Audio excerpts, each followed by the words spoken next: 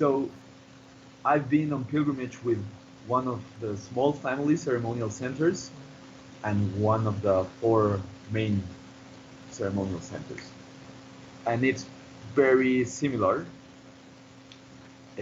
Nowadays, the most of the distance covered is done on cars or buses or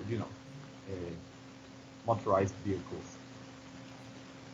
It, I have heard and read about it being very difficult for the Wixarika people to do the pilgrimage by foot or walking. Yes. Uh, some 70 years ago, because land began to be owned or became private property, and uh, yeah, landowners didn't want the Wixarika people going through there. I've heard horrible stories even of uh, people getting excited about the pilgrimage because it was like hunting season was about to begin. Right. Wixarika people were shot at some Goodness. point. Oh dear. Yeah, terrible.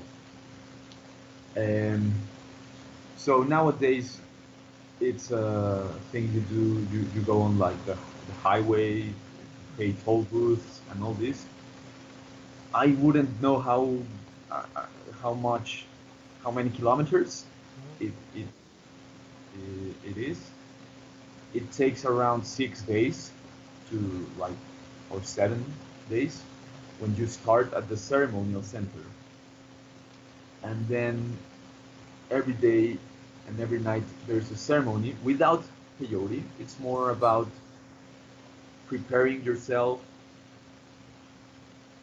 like warning the sacred place that there's a ceremonial center going there. Yes. It's about cleaning spiritually, Yes. pilgrim group, um, and it's about leaving offerings in many other sacred sites before arriving to the desert. Now I'm trying to understand the time frame because we're talking about a 3 month period, but you're saying it takes about 6 days, and there's a specific sort of, this is almost like an alchemical journey of purifying, preparing, getting the group, warning the spirits that they're coming. There's a journey which is taking 6 days. How does that fit into the 3 month period? Yeah, sorry. So like the first stretch of the physical trip Hmm. from the ceremonial center to Wirikutan takes around 6 days. Yes. Yeah. So then once you arrive to Wirikutan, you have a ceremony, and then you go hunting or harvesting the, the peyote, the plant, and have a couple more nights there doing ceremony, Yes.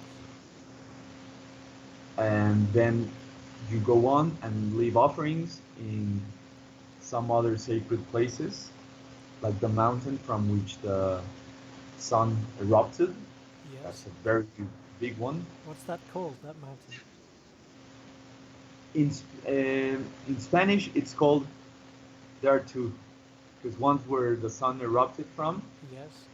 or bursted from, and the other one is where the sun landed, Ah, okay. where it rose to the sky.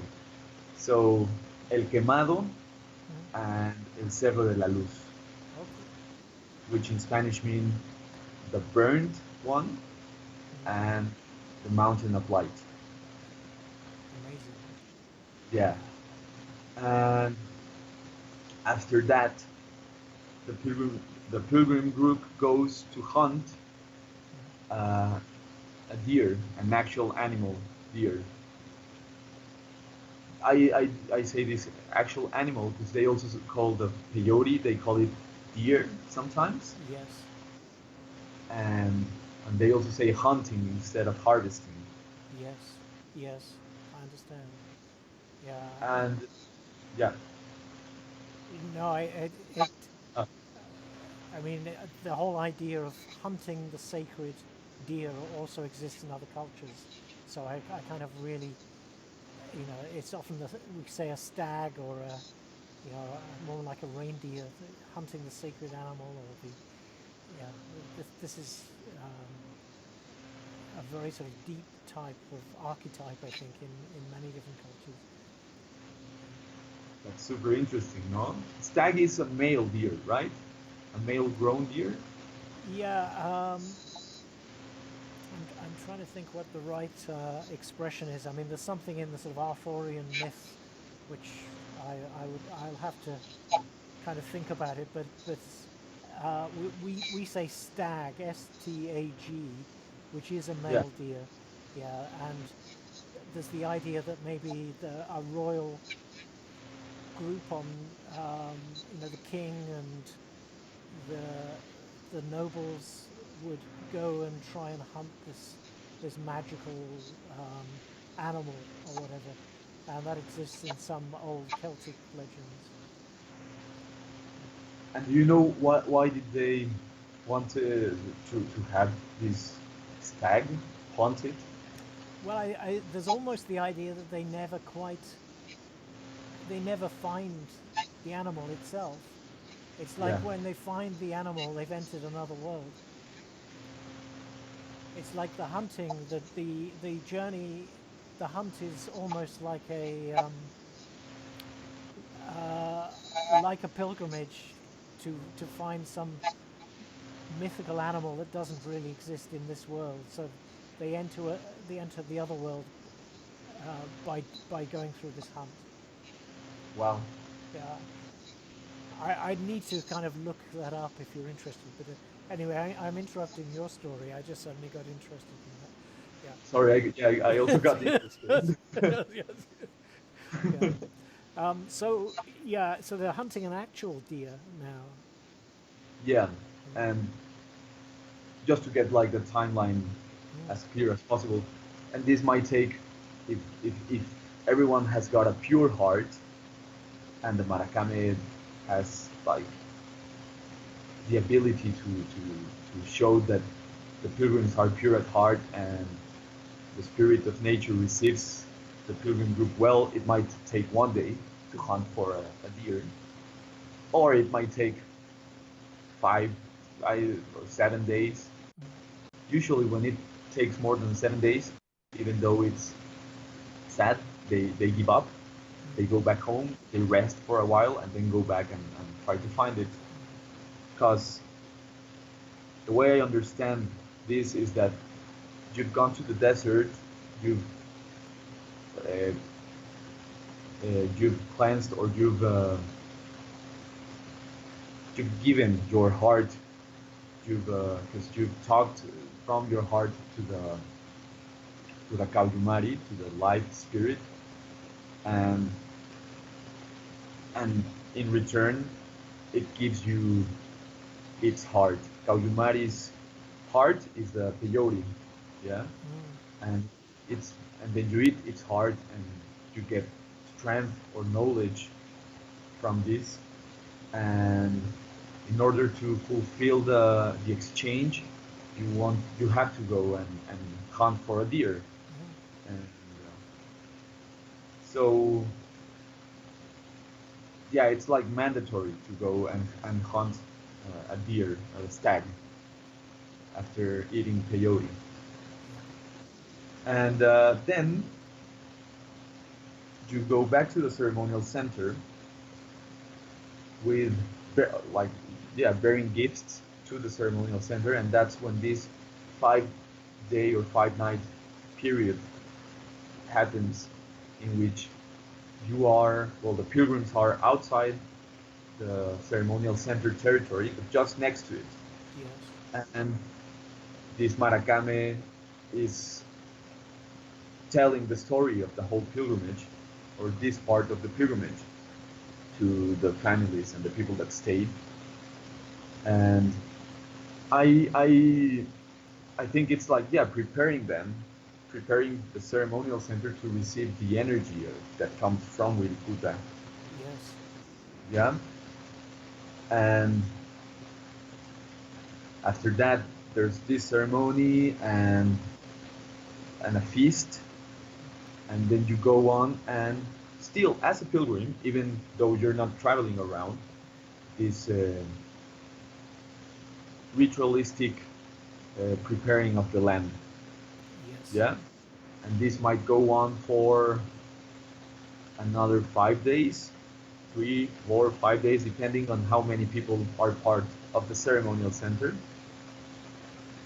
And usually, at this point, Easter is happening Okay. or is about to start. Yes. And Easter and the Holy Week and all this um, is a big deal for the Wixarika people. So there's Oh, just as an aside, there's been this sort of Catholic influence on the tradition that's happened at some point. yeah, absolutely. Yeah. Very interesting and almost a whole other chapter. Yes. Yeah. Maybe another conversation. Yeah. Yeah. Yeah, but like I told you, there are these Christs or these gods with radical names and with or these radical gods, but portrayed as a Catholic Christ. Yeah. There's a church in San Andres Yeah. that only opens its doors during the Holy Week. Yes. Yeah. Yeah, Interesting.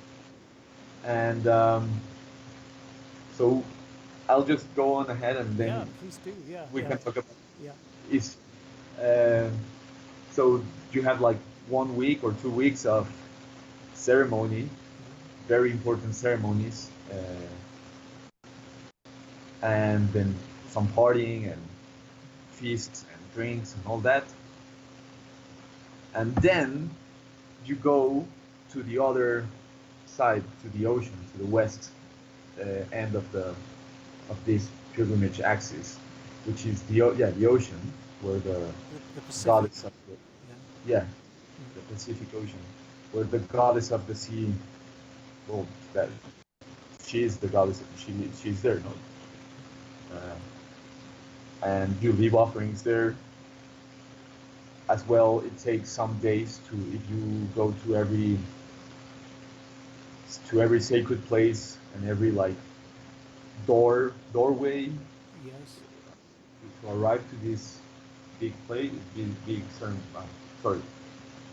to meet the goddess of the sea. It takes another 5 or 6 or 7 days. Have ceremony there, leave some offerings there, and you go back to the ceremonial center. And I don't know if it adds 3 months exactly,